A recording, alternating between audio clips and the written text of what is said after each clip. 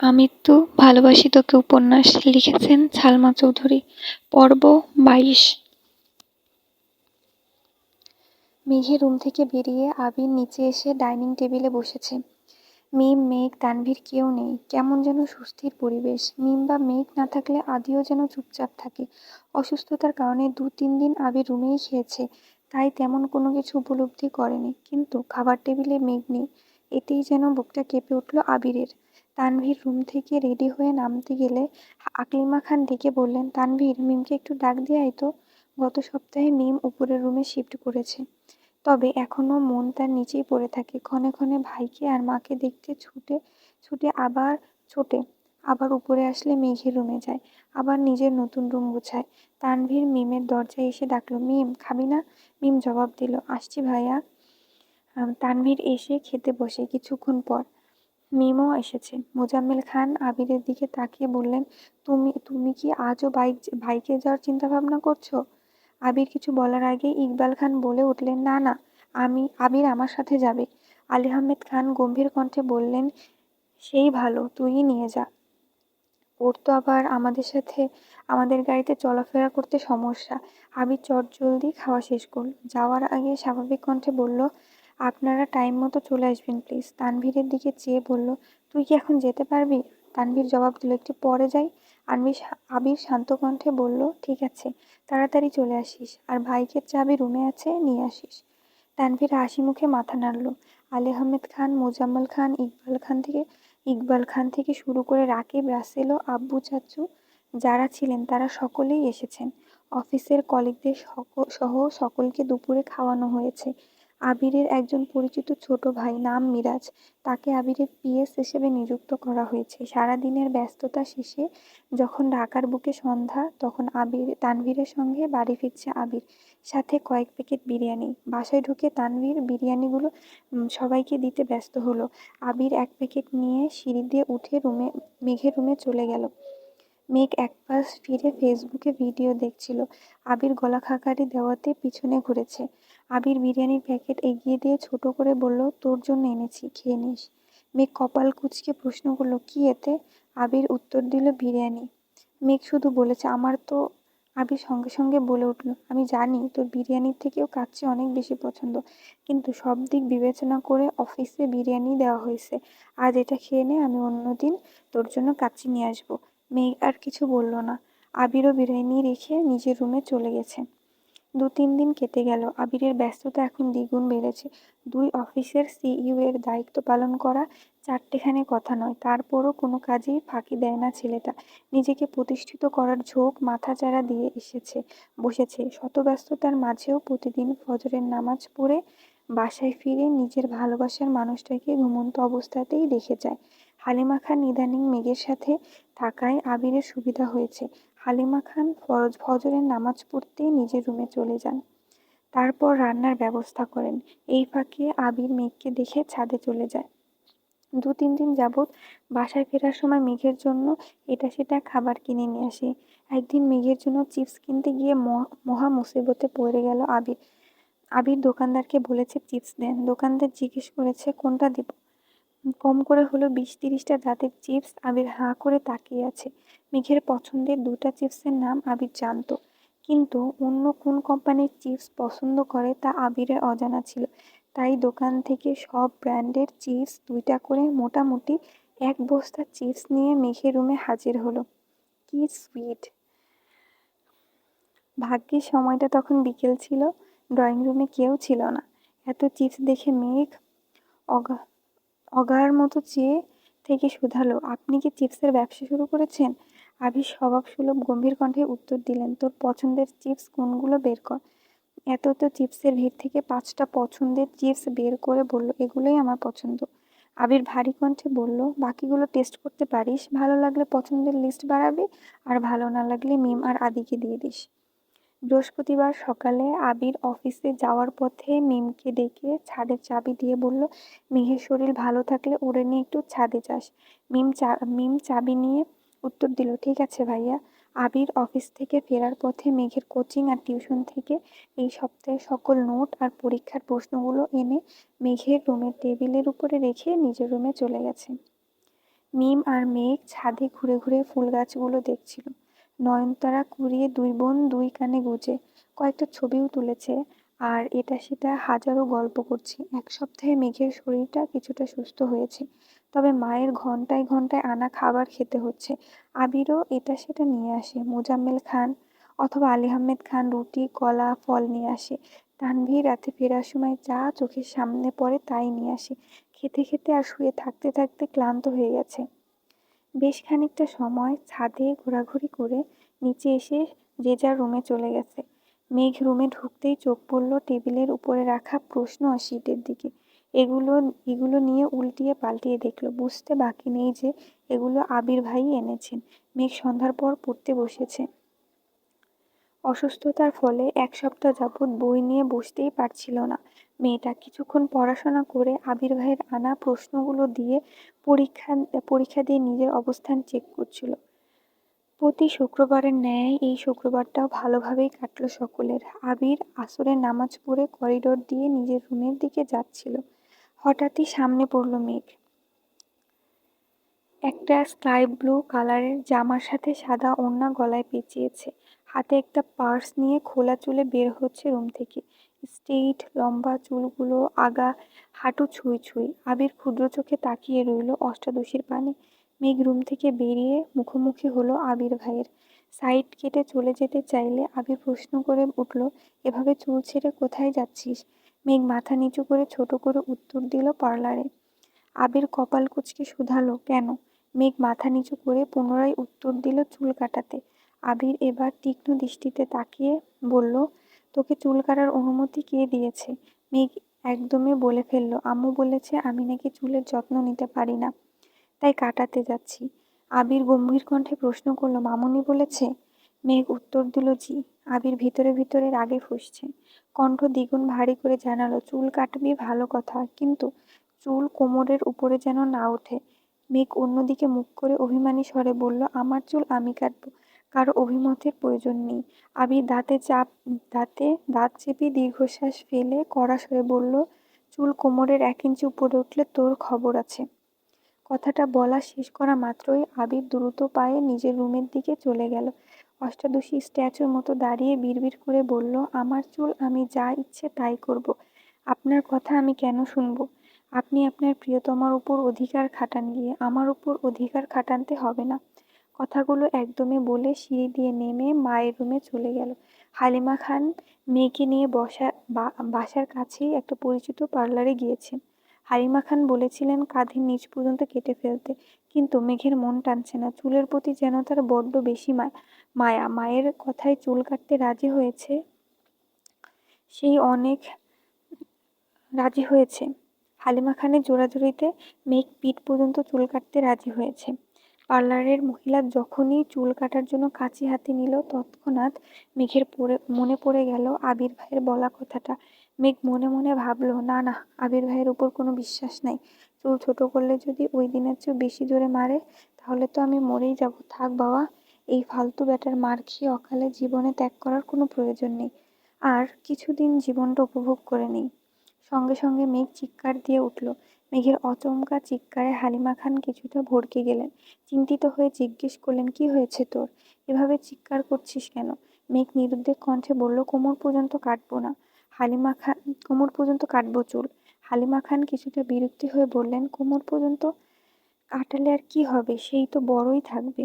মেঘ মন খারাপ করে উত্তর দিল, তারপরও কোমর পর্যন্তই কাটবো, আর ছোট করবো না প্লিজ আম্মু। হালিমা খান আর জোর করলেন না। মেয়ের কথা মতো কোমর পর্যন্তই কাটানো হলো। কাজ শেষ করে সন্ধ্যার আগে আগে বাসায় ফিরেছেন মামি। আবির ড্রয়িং রুমের সোফায় বসে কফি খাচ্ছিল। কাউকে ঢুকতে দেখে চোখ তুলে এক পলক তাকালো।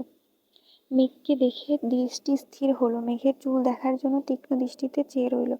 মেঘ সিঁড়ি দিয়ে ওঠার পথে আবির ভাইয়ের দিকে তাকিয়ে ভেঙচি কেটে দ্রুত পায়ে নিজের রুমে চলে যাচ্ছে। মেঘের কোমর পর্যন্ত চুল দেখে আবির মাথা নিচু করে মুচকি হাসল। আবির কফি শেষ করে বাসা থেকে বেরিয়ে পড়েছে। প্রতি শুক্রবারের মতো মাগরিবের নামাজ পড়ে বন্ধুদের সাথে আড্ডা দিতে চলে গেছে। বাসায় ফিরতে ফিরতে 11টা বেজে গেছে। শনিবার ডাইনিং টেবিলে নাস্তা করছিল সকলে। তখনই মেঘ নেমে আসছে চঞ্চল পায়ে। নূপুরের ঝনঝন শব্দে আবির চাইল সিঁড়িতে। চুল ছোট করাতে যেন অন্যরকম সুন্দর লাগছে তার অষ্টাদশীকে। কোমরে পড়া চুলগুলোকে হাঁটার সঙ্গে সঙ্গে এদিক সেদিক নড়ছে। আবির সঙ্গে সঙ্গে দৃষ্টি নামিয়ে খাওয়ায় মনোযোগ দিল। মেঘ কাছাকাছি আসতেই আলী আহমেদ খান প্রশ্ন করলেন, এখন শরীর কেমন? মেঘ একগাল হেসে উত্তর দিল, আলহামদুলিল্লাহ ভালো বড় আব্বু। তানভীর কয়েক সেকেন্ড তাকিয়ে প্রশ্ন করলো, চুল কাটছিস নাকি? এবার যেন সকলের দৃষ্টি মেঘের চুলের দিকে গেল। কেউ কিছু বলল না। মেঘ ছোট করে উত্তর দিল, হ্যাঁ। তানভীর হুট করে বলে উঠল, ভালোই করছিস, লম্বা চুলে তোকে শেওড়া গাছের পেতনির মতো লাগতো। কথাটা বলে তৎক্ষণাৎ আবির জিহ্বায় কামড় দিয়ে মাথা নিচু করে ফেলল। বাড়ির সকলে যে এখানে আছে সেটা তানভীরের মনেই ছিল না। মেঘ গাল ফুলিয়ে শ্বাস ছেড়ে ভাইয়ের দিকে সূক্ষ্ম নজরে তাকিয়ে রইল। তারপর ভেঙচি কেটে চুপচাপ আবির ভাইয়ের বিপরীতে বসে নাস্তা খাওয়া শুরু করলো। মোজাম্মেল খান রাগী স্বরে বললেন, নিজের বোনকে পেতনির সাথে তুলনা করছো? বাহ। তৎক্ষণে আলী আহমেদ খান আবার খাবার শেষ করে উঠে গেছেন। ইকবাল খান হাসি মুখে বললেন, তানভীর মজা করে বলেছে, বাদ দাও তো ভাইয়া। মোজাম্মেল খান কঠিন স্বরে বললেন, আমার মেয়েকে নিয়ে কেউ যেন এরকম মজা আর না করে। আমার মেয়ের তুলনা শুধু পরীর সঙ্গেই সম্ভব। কথাটা বলেই মোজাম্মেল খান রাগে ফুঁসতে ফুঁসতে চলে যাচ্ছেন। এদিকে বাবার কথায় খুশিতে মেয়ে সশব্দে হেসে উঠল। বাবার যাওয়ার দিকে তাকিয়ে তানভীর বিড়বিড় করে বলল, পেতনি তো তবুও গাছে থাকে, পরী হয়ে কোন দেশ বিদেশে ঘুরবে, তখন তো খোঁজই পাবো না। ইকবাল খান কিছুটা হেসে স্বাভাবিক কণ্ঠে বলল, ভাইয়ার সামনে এসব উল্টাপাল্টা মজা করিস না, এসব মজা ভাইয়া নিতে পারে না। তানভীরও আর কথা বাড়ালো না। ইকবাল খান খাবার খেয়ে উঠে পড়েছে। আবির যেন নীরব দর্শক, এক হাতে ফোনে কি চেক করছে, অন্য হাতে খাবার খাচ্ছেন। মেঘও মনোযোগ দিয়ে খাবার খেতে ব্যস্ত। মিম হঠাৎই বলে উঠল, আপু জানো কি হয়েছে? মেঘ ঘাড় ঘুরিয়ে মিমের দিকে তাকিয়ে বলল, কি হয়েছে? আবিরও ফোন থেকে দৃষ্টি সরিয়ে মিমের দিকে চাইল। মিম আবিরকে দেখেই ঢোক গিলে ছোট করে বলল, পরে বলবো নে। মেঘ বলে উঠল, কি হয়েছে বল। আবির মেঘের দিকে তাকিয়ে থমথমে কণ্ঠে বলল, চুপচাপ খেতে পারিস না? খেতে বসে এত কথা কিসের? মেঘ আর মিম দুজনেই মাথা নিচু করে চুপচাপ খাচ্ছে। আবিরও খাবার শেষ করে বেচিনে চলে গেছে। ততক্ষণে মালিহা খান ডাইনিং টেবিলের কাছে এসে শুধালেন, তোদের কি আর কিছু লাগবে? মেঘ উদ্দীপ হয়ে প্রশ্ন করলো, আচ্ছা বড় আম্মু, তোমার ছেলের জন্মের পরে কি মুখে মধু দাওনি? মালিহা খান হেসে উঠলেন। আবির বেরিয়ে যেতে যেতে রাশভারী কণ্ঠে বলল, মধুতে ভেজাল ছিল, তাই খাইনি। মেঘ আশ্চর্য নয়নে সহসা ঘাড় ঘুরালো। কিন্তু ততক্ষণে আবির মেইন গেট পেরিয়ে বেরিয়ে গেছে। মেঘ পুনরায় মালিহা খানের দিকে চাইল। মালিহা খান হাসি থামিয়ে বললেন, আবিরকে সত্যি মধু দেওয়া হয়নি। আবিরের জন্মের সময় আমার অবস্থা অনেক খারাপ ছিল। তখন বাড়িতে দুজন ডাক্তার ছিল, কখন কি সমস্যা হয় সেজন্য। আর ডাক্তাররা কি মধু খেতে দিবে নাকি? বারবার নিষেধ করা হয়েছে, কোনো প্রকার মধু পানি খাওয়ানো যাবে না। আর তোর বড় আব্বুকে এখন কি দেখছিস? আবিরের জন্মের সময় ছেলেকে রেখে এক চুলও কোথাও নড়েনি। ডাক্তার যা বলছে, যেভাবে বলছে সেভাবেই সব করছে। মেঘ মালিহা খানের দিকে তাকিয়ে নিরেট কণ্ঠে বলে, এজন্যই তোমার ছেলে এমন কাঠখোট্টা। মালিহা খান স্বাভাবিক কণ্ঠে বলল, আবির ছোটবেলায় এরকম ছিল না, বিদেশে যাওয়ার আগে থেকেই কেমন জানি হয়ে গেছে। দেশে ফিরে তো আরো গম্ভীর হয়ে গেছে। সেসব কথা বাদ দে, তোরা তাড়াতাড়ি খাওয়া শেষ করে পড়তে বস গিয়ে। সারাদিন শেষে রাতের বেলা মেঘ পড়ছিল। পড়তে পড়তে হঠাৎই জান্নাত আপুর কথা মনে পড়েছে। রবিবারে তো আপুর বাসায় আসার কথা, কিন্তু মেঘের তো জান্নাত আপুকে দেখার বা ওনার কাছে পড়ার বিন্দুমাত্র ইচ্ছা নেই। মেঘ পড়ছে আর অপেক্ষা করছে, কখন তানভীর বাসায় ফিরবে আর তানভীরকে বলবে জান্নাত আপুর কাছে পড়বে না। রাত 11টার পর তানভীর ফিরছে। মেঘ পড়া শেষ করে তানভীর ভাইয়ের রুমে গিয়ে ডাকলো, ভাইয়া। তানভীর ভেতর থেকে বলল, হ্যাঁ ভেতরে আয়। মেঘ রুমে ঢুকে বিছানার পাশে দাঁড়িয়ে আছে। তানভীর বোনের দিকে চেয়ে প্রশ্ন করলো, কিছু বলবি? মেঘ কোমল কণ্ঠে বলল, একটা কথা বলতাম। তানভীর স্বাভাবিক কণ্ঠে বলল, হ্যাঁ বল। মেঘ নির্দ্বিধায় বলে ফেলল, জান্নাত আপুর কাছে আমি আর পড়ব না, তুমি ওনাকে না করে দিও।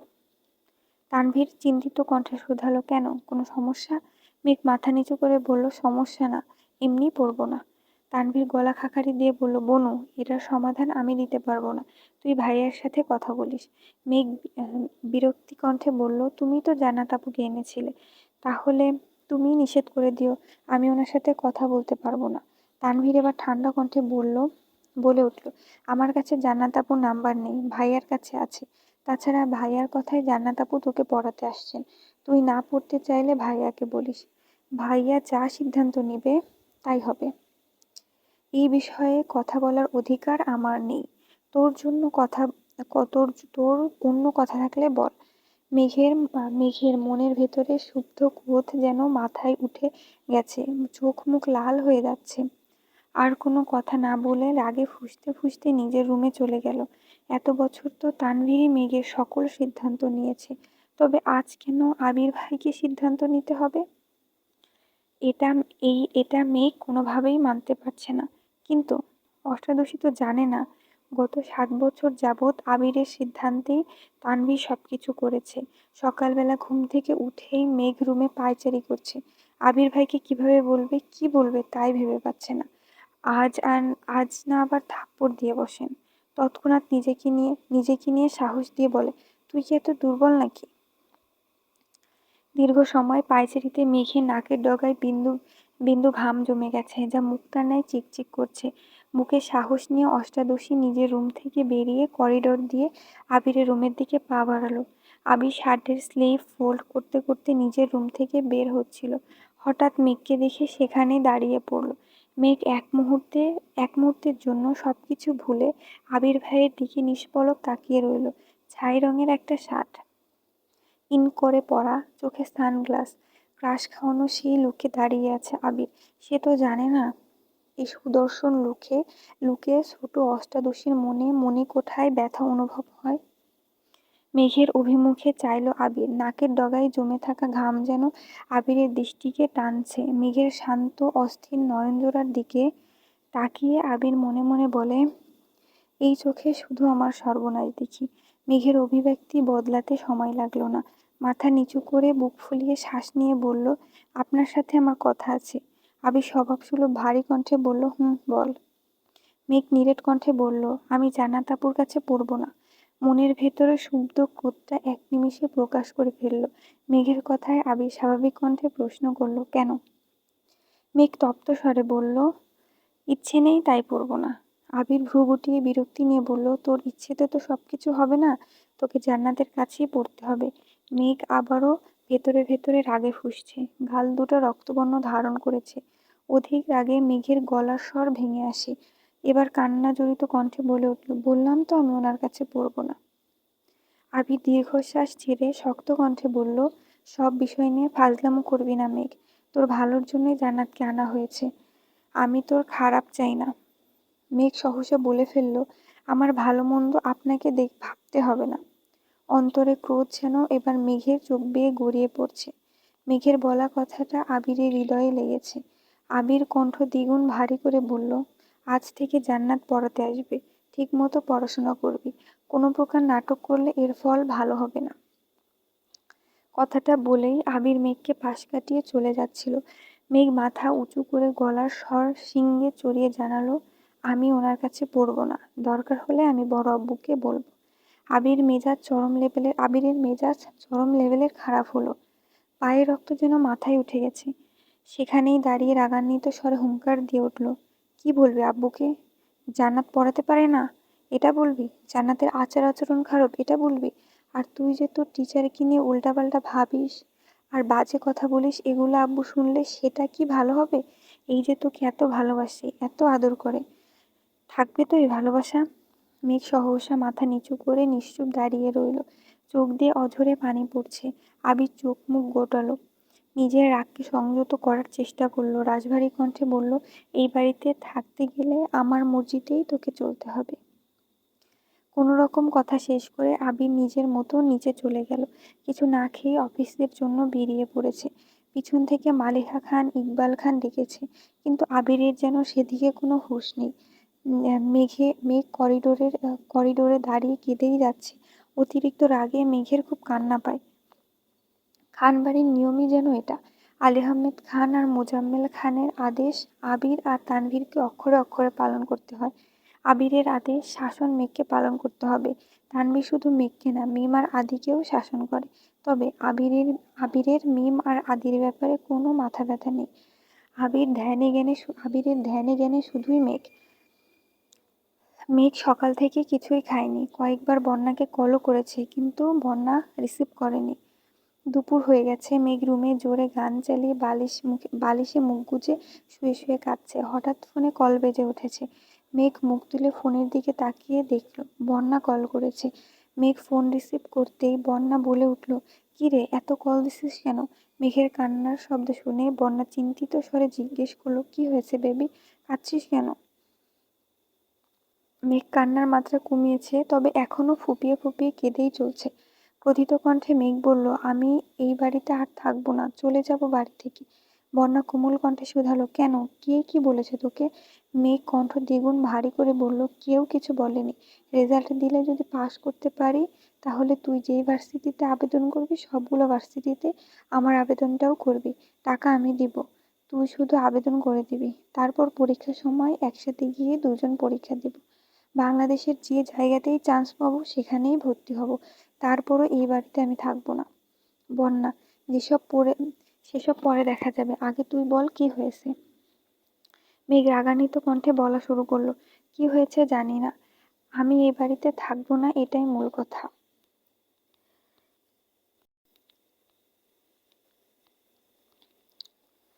একবার শুধু কোথাও চান্স পাই, দরকার হলে টিউশন পড়িয়ে আমি পড়াশোনা করব।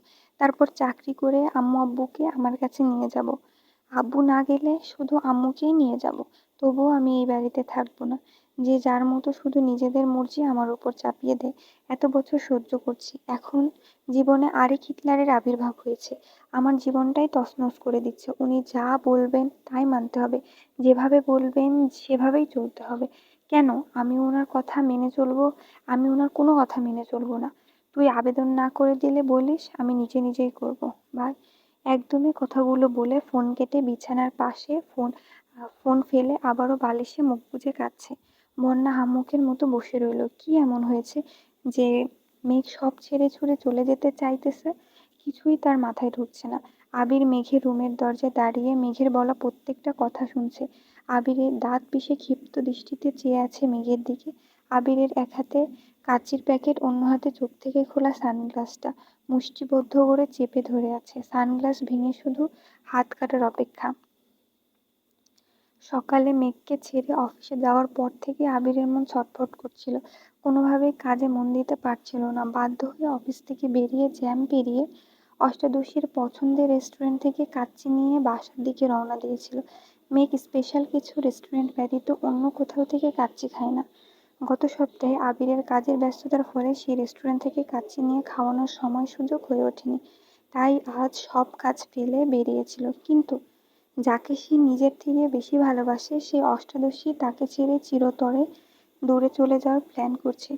এটা শুনে যেন আবিরের মাথায় আকাশ ভেঙে পড়েছে, হৃদয় কেঁপে উঠেছে। নিজের অজান্তেই মনে মনে বলল, এত ঘৃণা করিস আমায়?